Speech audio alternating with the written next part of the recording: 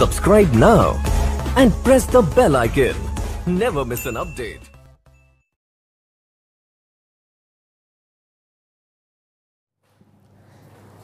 एक दफ़ा ना एक तोता और तोती किसी वीराने से उनका गुज़र हुआ। एक वीराना था तो तोती ने तोते से पूछा कि ये कितना वीरान गांव है, ये कितनी वीरानी है यहाँ पे इस गांव में। तो तोते ने कहा कि लगता है लाजमी यहाँ से ना किसी उल्लू का गुज़र हुआ होगा, क्योंकि हम अक्सर सुनते हैं या एक कहावत के तौर पे हम देखते हैं कि जहाँ वीरानी होती है वहाँ उल्लू पाए जाते हैं।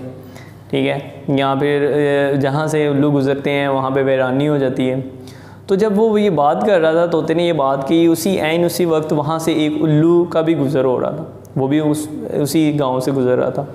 जब उसने तोते की ये बात सुनी ना, तो उसने ये कहा कि लगता है कि आप इस गांव में नए आए हैं, मेहमान हैं, तो क्यों ना आप आज रात जो है ना वो मेरे पास खाना खाएं, मेरे मेहमान बने। तो उल्लू की इस मोहब्बत आना दावत को तोता तोती इनकार ना कर सके और उन्होंने दावत कबूल कर ली। रात को वो उल्लू की तरफ गए, खाना शाना खाया। खाना शाना खाने के बाद उन्होंने उल्लू से इजाज़त तलब की। जैसे ही उन्होंने जाने की इजाज़त तलब की तो उल्लू ने तोती का हाथ पकड़ लिया और कहा कि तुम कहाँ जा रही हो। अब इस बात पे तोती बड़ी हैरान हुई। उसने कहा क्या मतलब है कहाँ जा रही हूँ? मैं अपने शोहर के साथ जा रही हूँ वापस। तो उल्लू हंसा और उसने कहा जी तुम तो मेरी बीवी हो। ये अजीब बात सुन के तोता तोती बड़े हैरान हुए और दोनों उल्लू पे झपट पड़े और बहस व तकरार उनमें शुरू हो गई। अब जैसे जैसे बहस व तकरार ज़्यादा होती गई, उसके बाद उल्लू ने उनको मशवरा दिया कि एक तजवीज़ पेश की कि हम ऐसा करते हैं कि अपना जो मुकदमा है ना वो अदालत में लेके जाते हैं और काजी के सामने अपना मुकदमा पेश करते हैं। जो काजी फ़ैसला वो करेगा हम कबूल कर लेंगे। तो तोते ने भी इस तजवीज़ को मंजूर कर लिया। तो सुबह जो है ना वो अदालत में चले गए, तीनों अदालत में मुकदमा पेश किया काजी के सामने। तो काजी ने दलाइल वगैरह सुने और दलाइल सुनने के बाद काजी ने ना फ़ैसला दे दिया उल्लू के हक़ में। मतलब ये कि उल्लू के हक़ में फ़ैसला दे दिया कि तोती जो है ना वो उल्लू की बीवी है। अब इस नाइंसाफ़ी पे तोता बेचारा बड़ा परेशान और बड़ा गमज़दा था और फ़ैसला सुनने के बाद वो वापस जा रहा था। तो उल्लू ने पीछे से आवाज़ दी कि कहाँ जा रहे हो, अकेले कहाँ जा रहे हो? तो उसने कहा तो मैं वापस जा रहा हूँ, अब मैंने क्या करना है यहाँ पे, वो तो तुम्हारी बीवी है। तो उल्लू ने कहा ऐसी बात नहीं है, वो तुम्हारी ही बीवी है।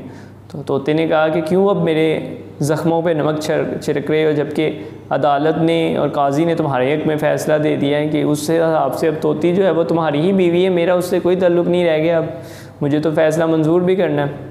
तो उल्लू ने बड़े नरमी से बात की और बड़े नरम तरीके से उसे बताया कि देखो कि ये जो मैं तुम्हें सिर्फ ये समझाना चाह रहा था कि बस्तियाँ जो है ना वो उल्लू वीरान नहीं करते, बस्तियाँ जो वो उल्लू वीरान नहीं करते, बल्कि क्या नाम है, बस्तियाँ जो हैं वो नाइंसाफ़ी की वजह से बर्बाद होती हैं और वीरान होती हैं। जिन बस्तियों में नाइंसाफ़ी हो जाए, जिन बस्तियों में इंसाफ उड़ जाए, वो बस्तियाँ बर्बाद हो जाती हैं। उल्लू जो है वो बस्तियाँ बर्बाद नहीं करते, ना ही उल्लुओं की वजह से बस्तियाँ जो है वो वीरान होती हैं। जहाँ पे इंसाफ का फुकदान हो जाए, इंसाफ की कमी हो जाए और नाइंसाफ़ी जो है वो ज़्यादा हो जाए, तो वो बस्तियाँ जो वो बर्बाद हो जाती हैं और वो वीरान होना शुरू हो जाती हैं। तो उम्मीद है कि हम इससे सबक सीखेंगे और अपने आप को इंसाफ कायम करने के लिए इस पे अमल करेंगे और जहाँ तक हो सके अपने इंडिविजुअली तौर पर हम इंसाफ के रास्ते पे चलेंगे और इंसाफ का दामन नहीं छोड़ेंगे, ताकि हमारा मुल्क जो है या हमारी बस्तियाँ जो हैं वो वीरान ना हों बल्कि वो आबाद हों। तो इंडिविजुअली काम करेंगे हम लोग, इंडिविजुअली तौर पर इंसाफ की तरफ चलेंगे तो पूरे ज़ाहिर सी बात है पूरा पाकिस्तान या पूरी बस्ती, हमारा मोहल्ला जो है वो भी इसमें फिर बर्बाद होने की बजाय आबाद होगा और हमें जो थोड़े बहुत मसले मसाइल आते हैं नाइंसाफ़ियों की वजह से वो नहीं होंगे। तो अब कोशिश करनी है हम लोगों ने कि किसी भी मामले पर नाइंसाफ़ी से परहेज़ करना है, चाहे वो अपने फ़ायदे में हो नुकसान में हो, हमने उसे इंसाफ ही से पेश आना और इंसाफ ही पर अमल करना है।